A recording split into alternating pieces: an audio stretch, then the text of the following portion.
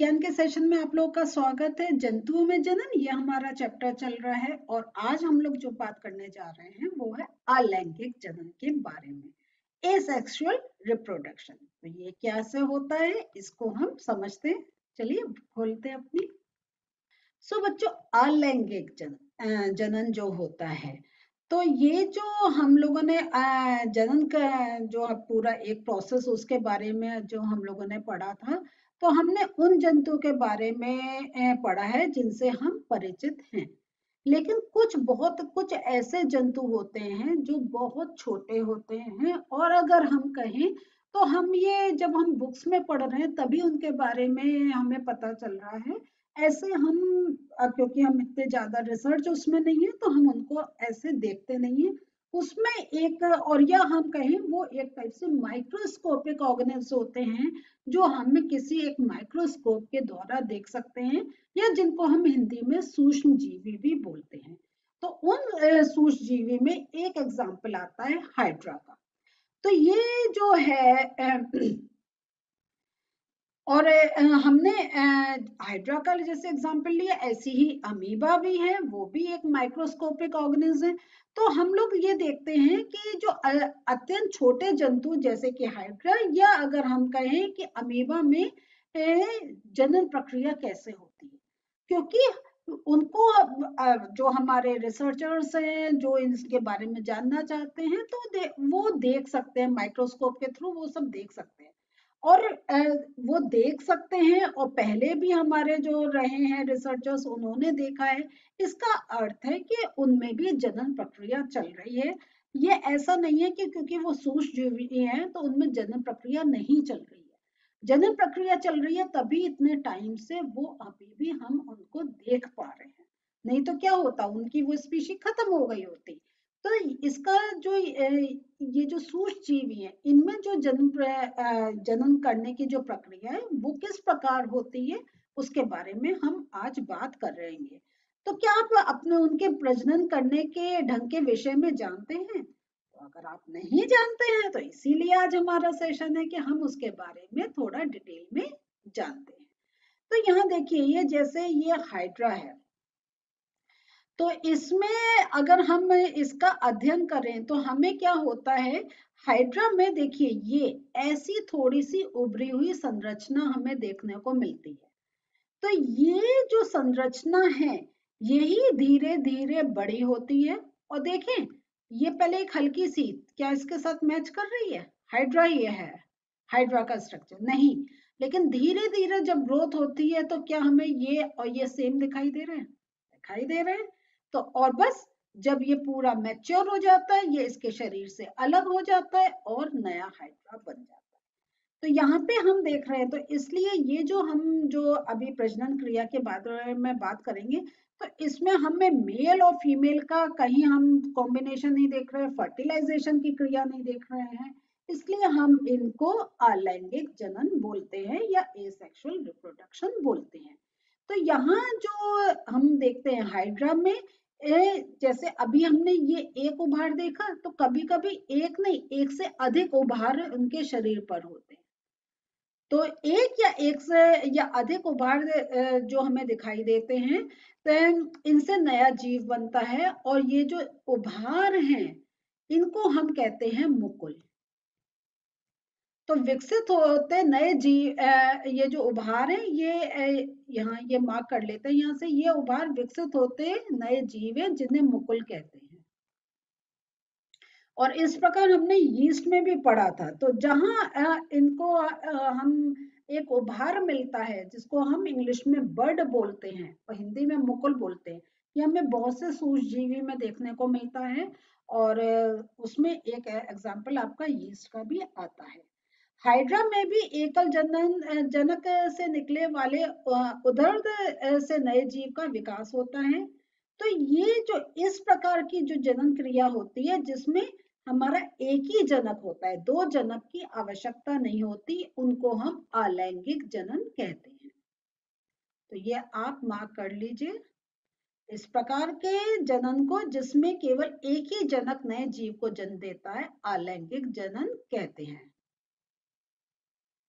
और ये हाइड्रा में मुकुल से नया जीव विकसित होता है, इसलिए इस प्रकार के जनन को हम मुकुलन कहते हैं। इसको हम दूसरे कलर से मार्क कर लें, जैसे आपको दोनों में डिफरेंस पता चल जाए।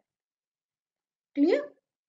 सो यहाँ पे जहां पर सिर्फ एक ही जीव नए जीव को जन्म दे रहा है वो अलैंगिक जनन कहलाता है, और हाइड्रा में क्योंकि मुकुल से नए जीव बन रहे हैं तो इस प्रकार के जनन को हम मुकुलन कहते हैं। और फिर हम लोग एक और देखते हैं, अमीबा में भी हमें एक अलग प्रकार की जनन क्रिया दिखाई देती है। और इसमें क्या होता है, इसमें अमीबा में देखिए, अमीबा आप जानते हैं ऐसे ऐसे ऐसे ऐसे करके कुछ भी आप स्ट्रक्चर बना सकते हैं। तो यहाँ ये जो अमीबा होता है तो इसका यहाँ सेंटर में आपको मालूम है क्या है, ये केंद्रक, न्यूक्लियस। ठीक है, ये विभाजन होता है इसका। तो ये पूरा अंदर है ही माइक्रो ऑर्गेनिज्म, इतना छोटा सा, ये तो मेरा बहुत बड़ा है, इससे भी छोटा होता है। तो यहाँ पे जो उसका छोटा सा जो न्यूक्लियस है, न्यूक्लियस डिवाइड होना स्टार्ट हो जाता है। और जब ये न्यूक्लियस पूरा एक उसमें डिवीजन हो जाता है तो ये यहाँ से दब जाता है। और अब आप देख रहे हैं दो, एक से दो जीव बन गए और फिर ये सेपरेट हो जाते हैं। ये देखिए ये सेपरेट हो जाते हैं, तो इसकी दो संतति बन गई। अब बस फिर इसमें ये वाला, इसमें भी जब डिवाइड वो न्यूक्लियस आपस में एक ब्रेक होना स्टार्ट होगा तो इससे दो बन जाएंगे, इससे दो बन जाएंगे।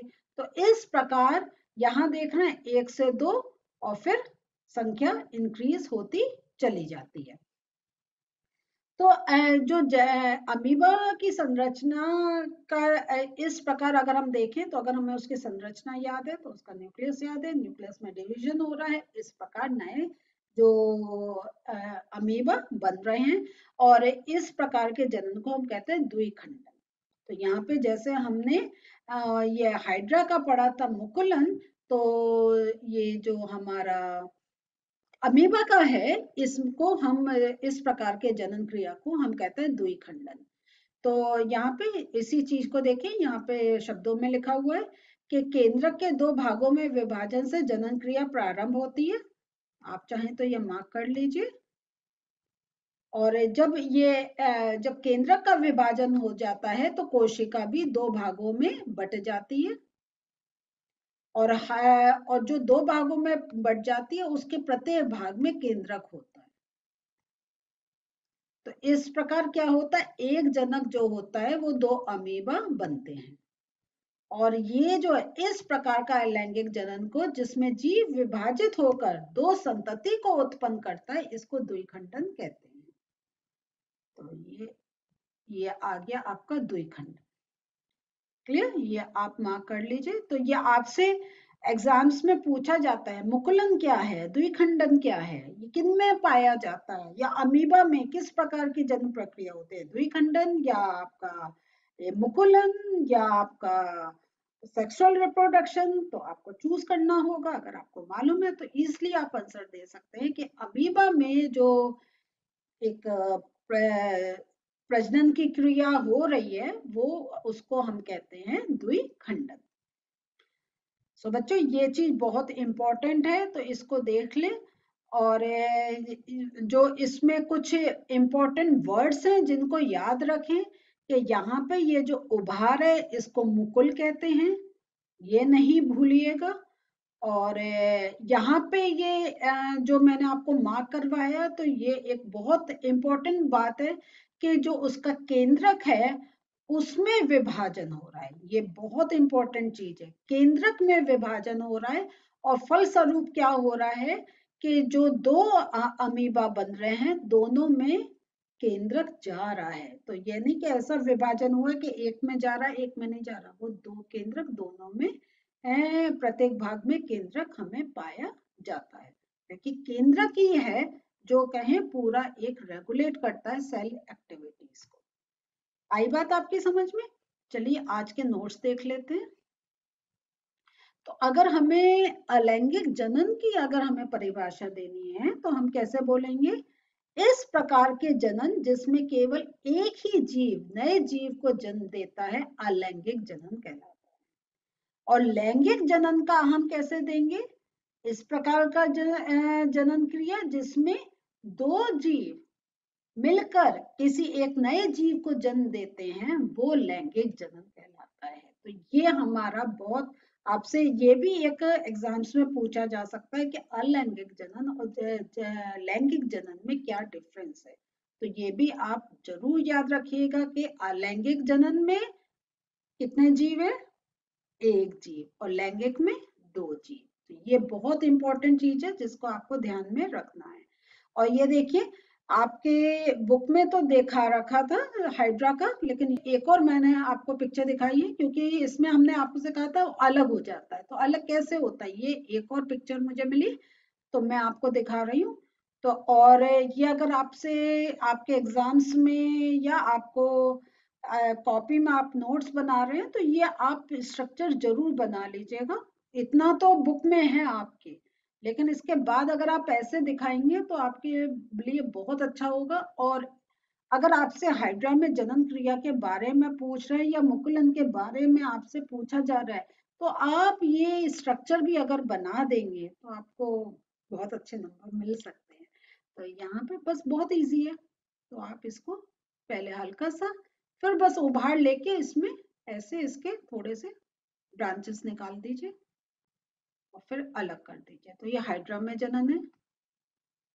अलैंगिक जनन के उदाहरण आपका एक मुकुलन आ गया, अलैंगिक जनन का प्रकार जिसमें मुकुल से नया जीव विकसित होता है, मुकुलन कहते हैं। उदाहरण हाइड्रा। दूसरा जो अलैंगिक जनन का उदाहरण है वो द्विखंडन है।